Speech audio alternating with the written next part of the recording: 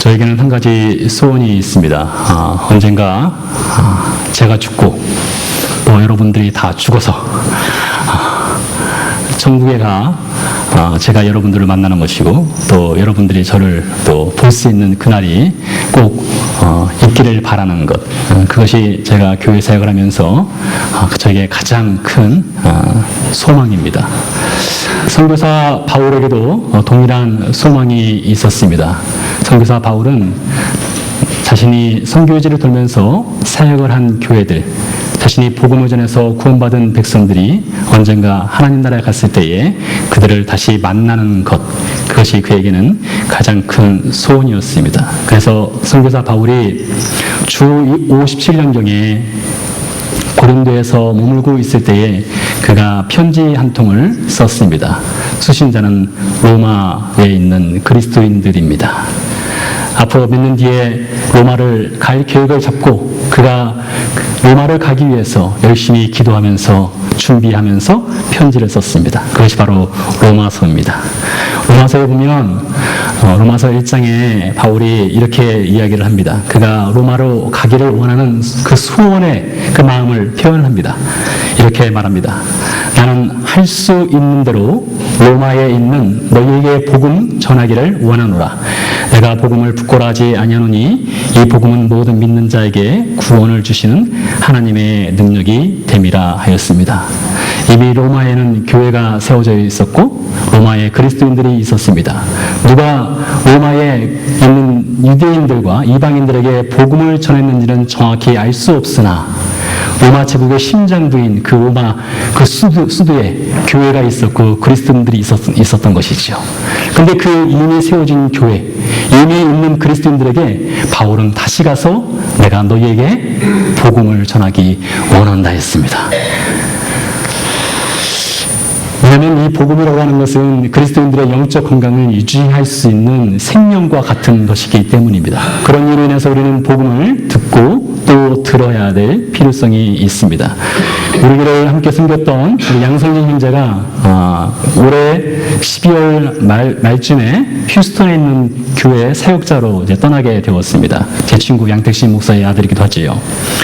그 형제가 차를 샀는데 볼보 차를 샀습니다. 그 차를 제가 그 형제가 이곳으로 유학 온다고 할 때 제가 사주었습니다. 좀 싼 가격에 차를 샀더니 차가 좀 문제가 좀 있었습니다. 그래서 제가 차를 여러 번 고쳤습니다. 부품이 비싸더라고요, 볼보는요. 그래서 중고 부품을 사서 고치거나 혹은 비품을 사서 제가 차를 수리를 몇 번 한 적이 있었습니다. 아무래도 이 정품이 아니라 비품을 사서 혹은 중부품을 사서 차를 수리하다 보니 차가 잔고장이 또 여러 번 났습니다. 고친 대로 또 고치고 하는 일들이 있었습니다. 그래서 알게 되었습니다. 비품보다는 정품이 좋구나 라는 것을 알게 되었습니다. 마찬가지로 교회의 몸인 그리스도인들에게도 필요한 것은 정품 복음입니다. 가짜 복음, 비품 복음은 우리의 건강을 심하게 해칠 수 있습니다. 그래서 저와 여러분들이 듣고 알아야 될 것은 정품 복음을 들어야 하는 것이죠. 그래서 오늘부터 제가 12월 달을 맞이해서 세 차례에 걸쳐서 복음을 전하고자 합니다. 복음 메시지를 전하고자 하는데 오늘은 그 첫 시간으로 죄의 문제에 대해서 함께 숙고를 해보려고 합니다. 여러분, 구원의 복음의 첫 장을 열면은 그 첫 페이지 맨 윗자리에는 무엇이 있는가 하면 죄의 문제가 있습니다. 죄를 깨닫지 못하고는 복음을 받아들일 수가 없습니다. 죄를 깨닫지 않고는 예수 그리스도를 주로 고백을 할 수가 없는 것입니다. 30여 년 전에 30여 년 전 아니고 20여 년 전에 제가 안양에서 신학교를 다녔습니다. 신학교를 다니면서 안양 박백동이라는 곳에 작은 교회가 있었는데 그 2층 작은 교회에 전도사로 사역을 했습니다. 매주 토요일마다 전도지를 들고 나가서 동네 꼬마 아이들에게 전도를 했습니다. 그때 사용한 전도지가 글 없는 책이라는 전도지였습니다. 이 책은 글이 없습니다. 색깔만 있습니다. 황금색으로부터 시작해서 검은색, 빨간색, 하얀색, 초록색으로 된 글이 없는 색깔만 있는 책이었습니다. 이 전도지를 들고서 아이들에게 가서 전도를 합니다. 저는 아이들을 굉장히 좋아했습니다.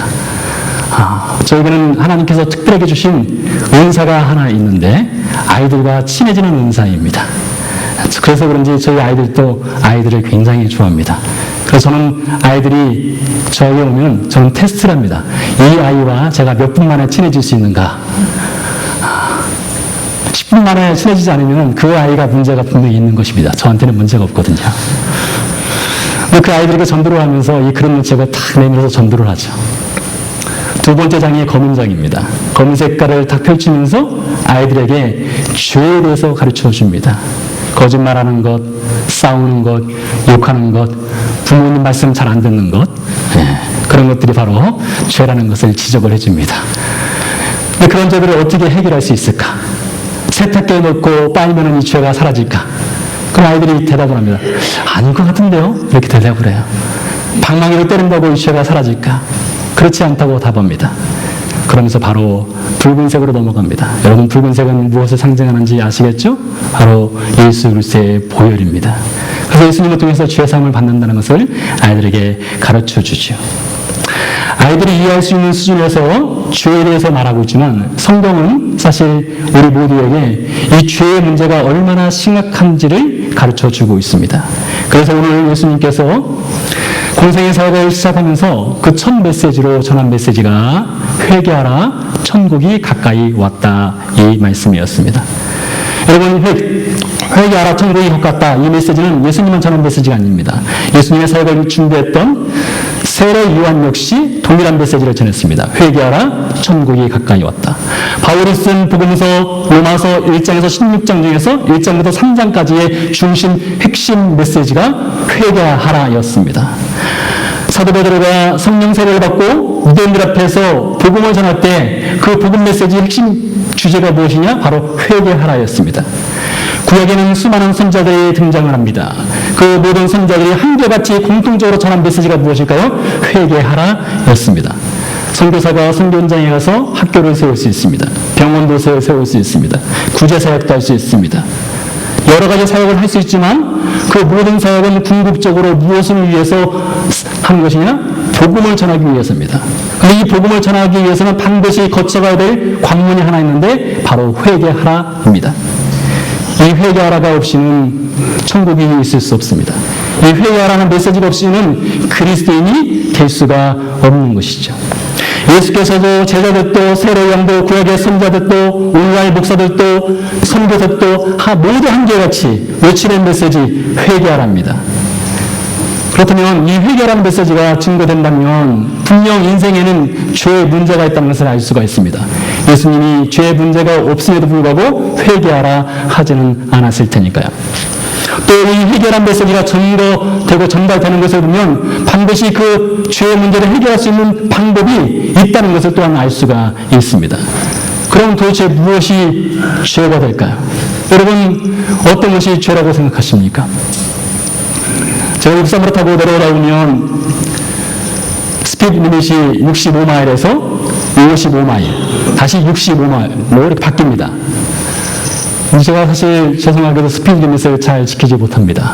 65마일은 약 70마일로 달리고 55마일은 약 60마일로 달립니다. 들리는 풍문에 의하면 경찰관도 한 5마일 정도는 봐준다더라. 그래서 5마일 정도는 대충 넘겨서 이렇게 달려옵니다. 그러나 엄밀하게 따져서 이 스피드 리밋을 지키지 않는 것, 교통법에 저촉되는 것이고 죄가 되는 것입니다. 여러분 가운데 누구에게 돈을 빌리고 돈 갚지 않는 것, 그거 죄입니다. 우리 중에 아무도 살인한 사람은 없겠지만 누군가를 살인했다면 그것은 중범죄에 해당됩니다. 여러분, 이런 것들이 바로 죄가 될 수가 있습니다. 성경에도 보면은 이런 사회법에 저촉되는 행위를 했을 때에 죄로 규정을 하고 형벌을 엄하게 내리는 것을 볼 수가 있습니다.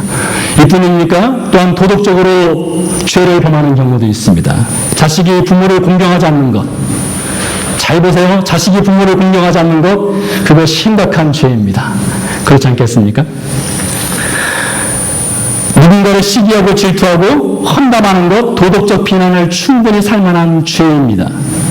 바울이 로마서에서 이러한 죄들을 언급을 했습니다. 로마서 1장 29절에서 31절 사이에 보면 죄의 목록이 등장을 하는데 이 죄의 목록 중에는 도덕적인 비난에 살 수 있는 도덕적인 죄에 해당되는 것들이 있습니다. 시기하는 것, 수근수근하는 것, 교만하는 것, 자랑하는 것, 부정한 것, 무자비한 것, 이런 것들을 바울은 죄라고 했습니다. 여러분, 이런 죄 지었다고 해서 감옥으로 끌려가지 않습니다. 그런데 로마서 1장 32절 말씀 보니까 성경은 이런 죄들을 그저 도덕적으로 잘못했네 이렇게 지나치지 않습니다. 로마서 1장 32절 말씀 보니까 이러한 죄들, 여러분들 지금 화면상으로 보는 이러한 죄들이 사형에 해당된다 했습니다. 그러고 보면 저나 여러분이나 죽어도 수십 번은 죽지 않았을까 싶은 죄들을 우리가 범했습니다. 여러분, 사회법이든지 이런 도덕적인 죄든지 우리 모두가 이러한 죄들 앞에서 어느 하나 나는 자유롭다 하실 수 있는 분 이 자리에 계시지 않으리라고 생각합니다. 그런 무모한 용감한 분들 없으리라 생각합니다. 성경은 한 단계 더 깊이 들어가서 죄의 문제를 지적합니다. 어쩌면 저와 여러분이 걸려 있는 그런 죄의 문제에 있을 수도 있습니다. 그것은 우상 숭배입니다. 바울 당시에 로마 제국에는 수많은 우상들이 있었습니다. 쉽게 우상들을 볼 수 있었고 신전들을 볼 수 있었습니다. 심지어 예루살렘에도 제우스 신전이 있었고 로마 황제의 동상이 있었습니다. 예루살렘뿐만 아니라 이스라엘 도시 곳곳에 좀 제법 크다고 하는 도시에는 우상 숭배지가 있었습니다. 여러분, 우상 숭배는 하나님이 10계명에서 명한 제1, 2계명과 2계명을 어기는 것입니다. 매우 엄하게 다스리는 죄라고 할 수가 있습니다. 혹시 이 자리에 계신 교우님들 중에 집에 우상단지 모셔놓고 있는 분들이 있습니까? 아마 그러진 않겠죠. 부끄럽게도 저희 누님은 그랬었습니다. 저희 누님은 교회 집사입니다. 지금도 집사입니다. 20년 전에도 집사였습니다. 권세가 되지 못하는 이유를 제가 잘 알고 있습니다. 왜 그런가 하면 그 집에 가면 명태가 있습니다. 명태를 왜 걸어놨는지는 전 잘 모릅니다. 그러나 분명히 그것은 부적이나 우상과 관련이 있다는 것을 제가 어느 정도 짐작할 수가 있습니다. 지금은 떼버렸는지 모르겠습니다. 제가 그거 떼라고 했는데 모르겠어요. 그걸 걸어놔야 장사가 잘 되는 줄 알아봅니다. 꽤 유명한 식당을 하는데 저는 그 식당 잘 가라고 기도한 적 한 번도 없습니다. 차라리 그 식당이 망했으면 좋겠습니다. 그 식당이 망하더라도 그 명태 하나 그 떼어버렸으면 좋겠습니다. 아마 여러분 집에 그런 명태 같은 거라든가 부적 같은 거 걸어놓으신 분은 없겠지만 이 말씀 잘 들어보시기 바랍니다. 2600년 전에 하나님이 에스겔 선지자에게 한 말씀입니다. 에스겔서 14장 3절 말씀 보니까 하나님이 에스겔에게 이렇게 말합니다. 인자야, 이 사람들이, 여기서 말하는 이 사람들이라는 것은 이스라엘 백성들을 뜻합니다. 자기 우상을 마음에 들였다 하겠습니다. 그냥 보이는 우상을 세워놓지 않았습니다. 이스라엘 백성들을 보이는 우상 만든 사람들이 아닙니다. 이스라엘 백성들은 보이는 우상을 세우지 않았지만 마음속에 그들이 나름대로 우상을 섬기고 있었다는 것입니다. 마음에 들으며 죄악의 걸림돌을 자기 앞에 두었으니 4절 말씀 보니까 이스라엘 족속 중에 그 우상을 마음에 들으며 죄악의 걸림돌을 자기 앞에 두고 두 번이나 3절 4절에서 반복하는 것을 볼 수가 있습니다. 그러니 지금부터 2600년 전에 이스라엘 백성들 사이에 보이는 우상은 아니지만 보이지 않는 우상들이 그들 마음속에 가득하였다는 것을 성경이 증거하고 있습니다. 도대체 무슨 우상이 있었을까요? 아마 그들 우상 중에는 성공이라는 우상이 있었을 수 있습니다. 사랑이라는 우상도 있을 수 있고 재물, 소유, 건강 이런 것들이 있을 수 있습니다. 여러분, 사실 이것들은 우리에게 매우 중요한 것들 아니겠습니까?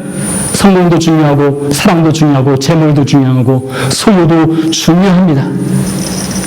그러나 여러분, 이런 것들이 삶의 가치의 기준이 된다면, 삶의 목적이 된다면 그것이 바로 성경은 우상이라고 하는 것입니다. 교회 목사에게도 우상이 될 수 있는 것이 얼마나 많은지 모릅니다. 교회 사이즈가 우상이 될 수 있습니다. 그렇게도 저는 21살 때 저희 신학교 뒤편에 산이 있는데 산에 가서 기도를 자주 했습니다. 기도한 것이 부끄러운 것이 아니었습니다. 기도하고 나면 성령이 충만해집니다. 은혜를 받았다고 합니다. 산에서 기도하고 내려오면 그 앞에 넓은 운동장이 펼쳐져 있습니다. 굉장히 넓은 운동장이에요. 축구장처럼 넓은 운동장인데 그 안에 사람들이 가득하게 보입니다. 왜 그렇게 환상이 보이는지 그 안에 수많은 사람들이 앞에 있고 제가 그 앞에서 설교하는 설교자의 모습이 떠오릅니다. 그래서 장차 제가 그 20대에서 아마 40대쯤 되면은 내가 이렇게 수많은 사람들 앞에서 예수 그리스도의 말씀을 전하겠지라는 그 무모한 환상이 제 앞에 펼쳐졌습니다. 그게 사이즈의 우상입니다. 교회 사이즈의 우상입니다. 교회 목사에게는 교회 건물의 우상이 될 수 있습니다. 교회 좋은 건물 세우는 것, 더 높이 세우는 것, 그것이 우상이 될 수 있습니다. 중세 교회가 그랬습니다. 중세 가톨릭 교회는 그 첨탑 하나 높이기 위해서 이 교회보다 저 교회가 더 높으면 다시 또 첨탑을 쌓아서 더 높이 쌓으려는데 열을 올렸습니다. 그게 바로 우상이었습니다. 교회 목사에게는 자기의 명예와 자기의 권력이 우상이 될 수가 있습니다. 교회 목사뿐이겠습니까? 우리 모두도 이런 것에 자유롭지 못한 것이 현실입니다. 성경은 이런 것들을 우상 숭배의 죄라고 말하고 있습니다. 여러분, 여기서 한 단계를 더 들어가 보도록 하겠습니다. 또 죄가 있습니다. 바울이 로마서 1장에서 이야기하는 죄입니다. 창세로부터 그의 보이지 않는 것들, 곧 그의 영원하신 능력과 신성이 그가 만드신 만물에 분명히 보여 알려졌으니 그러므로 그들이 핑계하지 못할지라. 하나님을 알되 하나님을 영화롭게도 아니하며 감사하지도 아니하고 오히려 그 생각이 허망해지고 미련한 마음이 어두워졌다 했습니다. 그럼 여러분, 하나님을 알 수 있는 것을 이 세상 모든 만물에 다 두었다는 것입니다. 쉽게 말씀드리면 여러분 집에 텃밭이 있는 분들이 있습니다. 우리 서생교회 지사님 집에도 텃밭이 있고, 우리 조혜석 교우님 집에도 텃밭이 있고, 우리 교회도 텃밭이 있고, 우리 김서전 선생님 집에도 텃밭이 있고, 우리 김만희 전사님 댁에도 텃밭이 있습니다. 우리 최희근 선생님 댁에도 탓밭이 있습니다.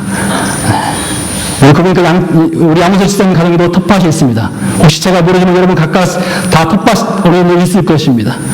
그 텃밭에 배추씨를 뿌렸습니다. 때가 되어 싹이 나고 자랐습니다. 아주 보기 좋게 잘 자랐습니다. 그래서 땅이 좋고 씨가 좋고 햇빛이 좋고 물을 잘 줘서 잘 가꿔서 배추가 잘 자란다, 이렇게 생각하는 것은 누구나 알 수 있는 것입니다.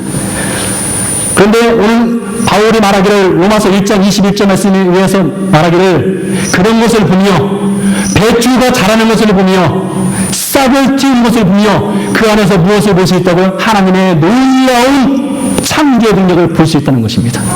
그것을 통해서 우리는 하나님을 알 수 있다는 것입니다. 창조과학회에서 사역하시는 김명현 교수님이라는 분이 계십니다. 이분은 과학자입니다. 모든 것을 데이터를 가지고 결정짓는 분이십니다. 그런데 어느 날 자신의 손가락을 보면서 하나님을 만났다고 했습니다.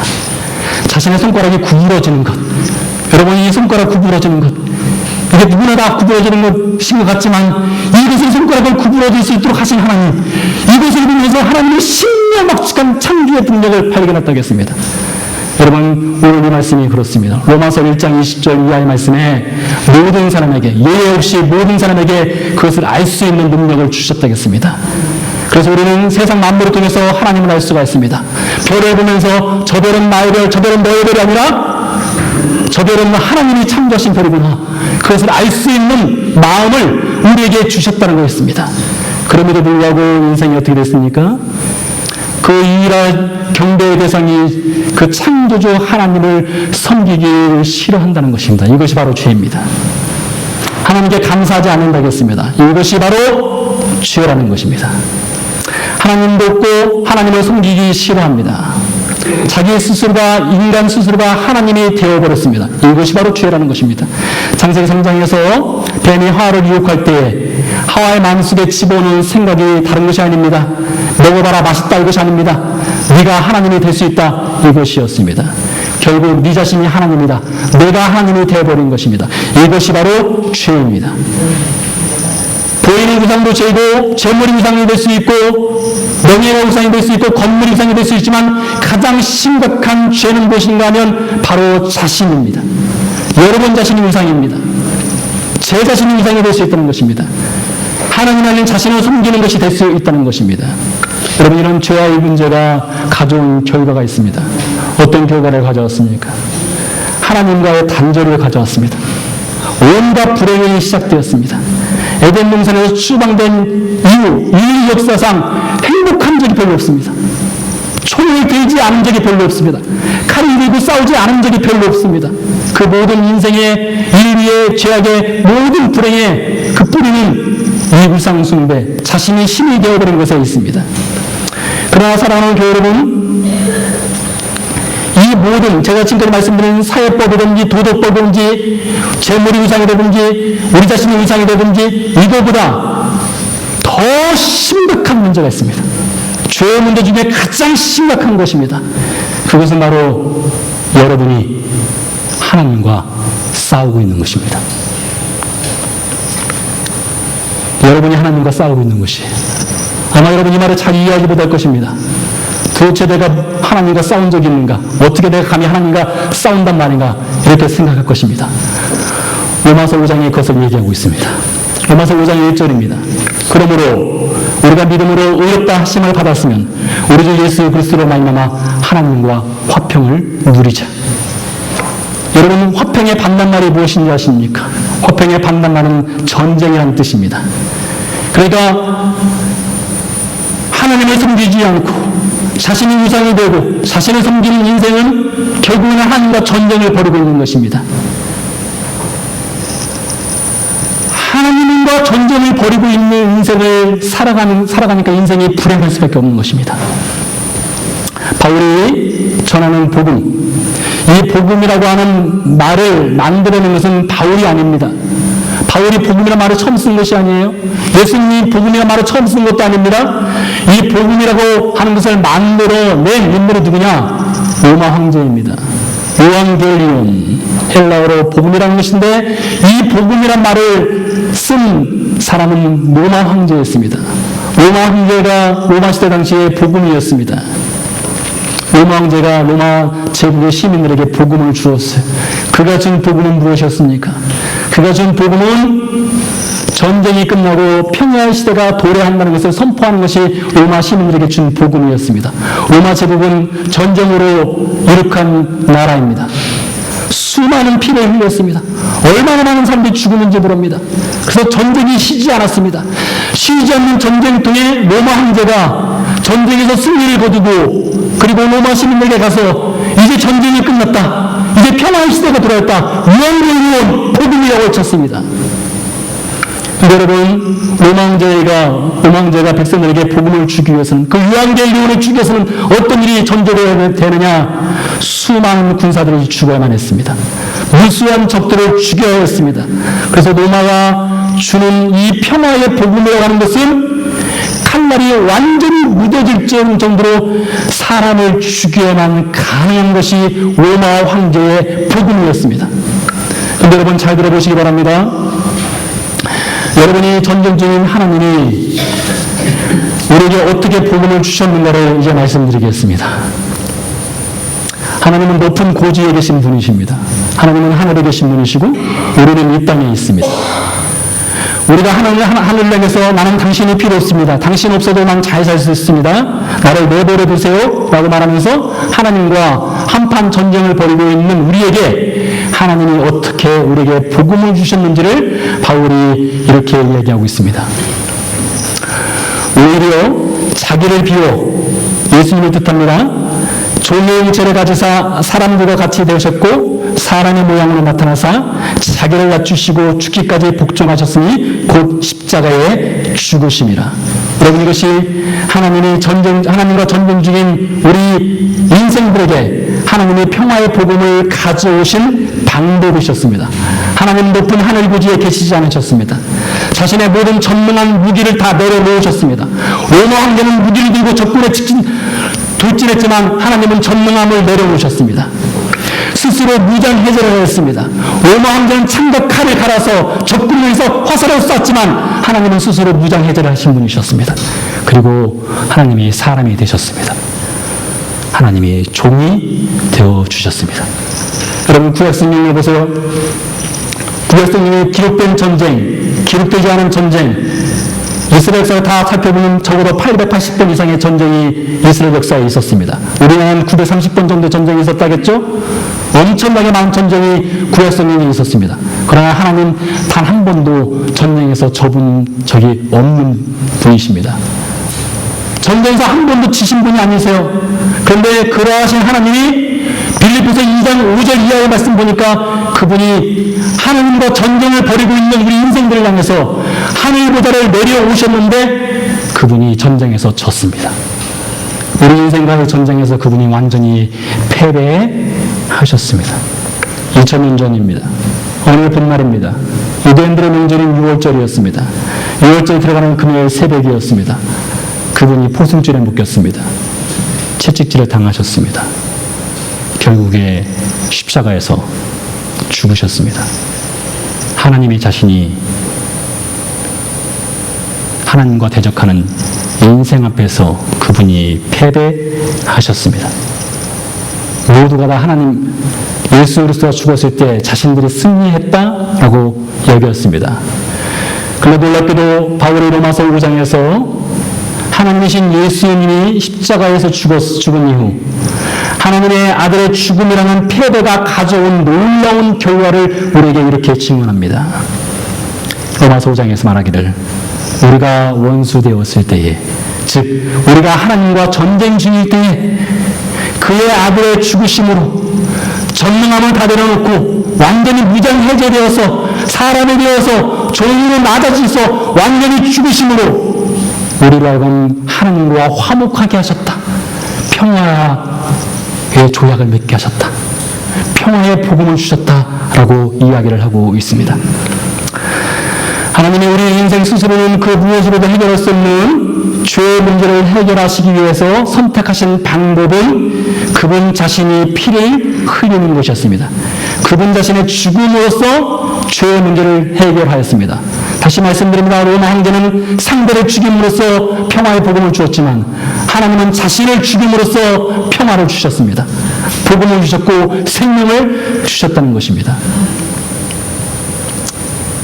이렇게 죄의 해결책이 주어졌음에도 불구하고 이것을 거부하는 사람들이 너무나 많습니다. 사랑하는 교회 여러분, 예수님 시대 당시에 유대인들 중에는 착한 죄들이 많았습니다. 여러분, 죄인과 착하다는 것 서로 어울리지 않지 않습니까? 그런데 착한 죄인들이 굉장히 많았어요. 하나님을 예배하는 열심이 있었습니다. 하나님이 유일한 경배의 대상이었습니다. 그들의 모든 삶을 바쳐서 하나님을 섬긴다는 사람들이었습니다. 그 착한 죄인 중에 대표적인 두 인물이 있습니다. 첫 번째는 니고데모입니다. 니고데모 그는 율법 선생이었습니다. 정치인이었고 하나님 말씀에 열심히 내는 아주 성실한 인물이었습니다. 바리새인이었습니다. 그가 어느 날 밤 예수님을 찾아갔습니다. 예수께서 니고데모를 만났을 때 그가 여러 가지 질문을 하고 싶었을 겁니다. 그때 예수님께서 니고데모에게 이렇게 말씀하셨습니다. 당신은 거듭나야 합니다. 당신에게 필요한 것은 구원입니다. 여러분, 성경 전체에서 가장 중요하다는 성경 구절이 요한복음 3장 16절이죠. 그 3장 16절, 예수님이 죄인을 위해서 하나님이 자신을 완전히 무장해제시키고 자신이 죽음으로써 죄인을 구원할 수 있다는 그 메시지를 직접 들은 유일한 인물이 누구입니까? 바로 니고데모였습니다. 사람들은 수만 가지 이유로 예수님을 믿지 않는다고 합니다. 아주 합리적이고 논리적입니다. 반박할 수 없는 이유들이 너무나 많이 되고 있습니다. 그러나 요한복음 3장 16절 이하의 말씀 보니까 사람들이 본질적으로 예수님께 나오지 않고 예수님을 믿지 않는 이유를 사도 요한은 이렇게 이야기하고 있습니다. 왜 그렇습니까? 자신들의 악한 행위가 드러날까 하기 때문이다 했습니다. 여러분, 무엇이 악한 행위일까요? 니고데모가 전혀 악한 사람이 아니었습니다. 그는 착한 사람이었습니다. 근데 니고데모에게 예수님 말씀하신 거예요. 너의 악함이 드러날까 두려워서 나에게 나오지 못하는구나, 이렇게 말한 겁니다. 그의 악함은 무엇이냐? 자기 자신입니다. 그 자신에 하나님이 없는 겁니다. 그 자신이 하나님이 되어버린 것입니다. 하나님을 섬긴다 했지만 결국에 돌아보니 하나님이 없고 자신 스스로를 섬기고 살아왔던 것입니다. 그래서 그는 착한 죄인이었습니다. 또 한 사람이 있습니다. 두 번째 인물은 바울입니다. 여러분, 바울은 예수님을 믿기 전에 자신은 모든 인생들 가운데 자기처럼 완벽한 인생은 없다라고 스스로 고백한 인물이 바로 바울입니다. 그렇습니다. 그는 완벽한 사람이었습니다. 율법에 있어서는 누구보다도 열심히 했던 인물이었습니다. 하나님을 섬기는데 둘째가 하면 서러운 인물이었습니다. 그래서 그는 착한 죄인입니다. 그랬던 그가 깊은 절망에 빠진 적이 한 번 있었습니다. 언제 그가 깊은 절망에 빠졌느냐? 자기에게는 전혀 자기 자신에게는 소망이 없다는 것을 발견한 적이 있었습니다. 오늘 찬양에도 나왔죠. 소망 없는 나에게 라는 찬양처럼 자기에게는 소망도 없고 절망밖에 없다는 것을 발견한 적이 있었는데 그게 로마서 7장에 나옵니다. 로마서 7장에 보면 바울이 십자가 앞에 자신을 세웠습니다. 예수 그리스도의 십자가 앞에 자신을 세우고 나니까 자기에게는 전혀 소망도 없고 절망밖에 없습니다. 그래서 그가 고백합니다. 오라 나는 곤고한 사람이로다. 이 사망의 몸에서 누가 나를 건져내랴. 자기의 의로움이 있었습니다. 그러나 그 의로움으로서는 절대로 예수 그리스도 앞에 나갈 수 없다는 절망에 빠졌습니다. 소망이 없다는 것을 알았어요. 철저히 하나님으로서 믿음했지만 결국에 자신을 섬기며 살았던 자신을 발견했습니다. 그리고 자신의 죄의 인됨을 완벽하게 깨달은 것이 로마서 7장이었습니다. 여러분, 혹시 여러분의 그런 고백이 있었습니까? 여러분 가운데 하나님 앞에서, 예수 그리스도 앞에서 나는 안 되는구나. 내가 이렇게 살아서 나는 절망밖에 없구나. 나에게는 소망이 없구나. 예수님이 없다면 나의 인생은 아무것도 아니구나. 여러분, 그런 고백이 있었습니까? 여러분 인생 가운데 죄로 인해서 두려움에 빠진 적이 있었습니까? 하나님 앞에 내가 이대로 세워진다면 나의 죄의 그 민낯이 그대로 드러날 텐데 내가 어떻게 감히 하나님 앞에 설 수 있을까? 이런 여러분 죄의 두려움에 빠진 적이 있었습니까? 여러분, 오늘날 우리 시대에는 정말 교회 내에 얼마나 착한 죄인들이 많은가 몰라요. 착한 죄인들로 넘쳐납니다. 이 착한 죄인들은 정말 세상에서 세상에서는 마음껏 놀고 먹고 즐길 때 그러지도 못합니다. 이 착한 죄인들은 주일마다 교회를 와서 꼬박꼬박 예배를 드립니다. 봉사도 열심히 합니다. 헌금 생활도 합니다. 도덕적인 삶을 살아가고 고결한 삶을 살아갑니다. 그런데 죄의 문제 앞에서 철저히 자신이 깨어져 본 적이 없습니다. 그게 바로 착한 죄인입니다. 이 착한 죄인들은 아직 복음이 없는 거예요. 여러분, 저에게도 그런 적이 있었습니다. 제가 몇 번 말씀드렸지만은 저는 고등학교 2학년 6월 달에 예수님을 만났습니다. 저는 착한 죄인이었습니다. 저는 제법 착하게 살았습니다.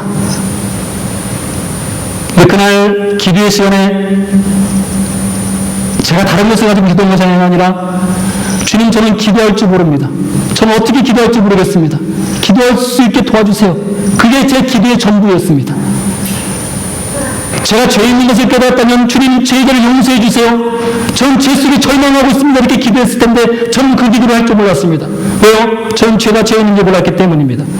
그래서 제가 기도한 것은 내 옆에 있는 친구들처럼 나도 기도하고 싶습니다. 나도 유창하게 기도하고 싶습니다. 그래서 제가 주님, 저는 기도할 줄 몰라요. 기도할 수 있도록 가르쳐 주세요. 그것이었습니다. 그때 주님이 저를 찾아오셨습니다. 그리고 저에게 기도를 가르쳐 주지 않았습니다. 기도는 ABC 이렇게 하는 것이다 라고 말씀하지 않으셨습니다. 대신에 주님께서 저에게 가르쳐 주신 것은 저의 죄인됨을 깨닫게 하셨습니다. 제가 어릴 때부터 지었던 죄들이 하나하나 떠오르기 시작했습니다. 그 앞에 저는 절망하고 제 자신에게는 소망이 없다는 것을 깨달았습니다. 무엇보다 가장 절망한 순간은 저에게 하나님이 없었다는 것에 대해서 저는 절망했습니다. 그때 예수님이 자신을 완전히 무장해제시키고 십자가에 죽으신 그 예수님께서 저를 만나주셨고 저에게 구원의 복음을 주셨습니다. 사랑하는 교회 여러분, 복음의 능력이 무엇입니까? 복음의 능력은 여러분이 어떤 죄를 지었든지 그 죄의 문제를 해결할 수 있는 것이 복음의 능력입니다. 그러나 여러분, 그 전에 반드시 우리 안에 내가 얼마나 죄인 되었는가, 내가 얼마나 죄 앞에 절망하고 있는가, 내가 얼마나 나에게는 소망이 없는가를 깨닫는 것이 너무나 중요합니다. 회개하라, 천국이 가까웠다. 오늘 예수님께서 첫 일성으로 외치신 복음 메시지입니다. 우리 주님은 우리가 어떤 죄를 지었든지 용서하게 준비하신 분이십니다. 그 복음의 능력 앞으로 여러분이 들어가야 됩니다. 저는 이 시간 여러분에게 권면합니다.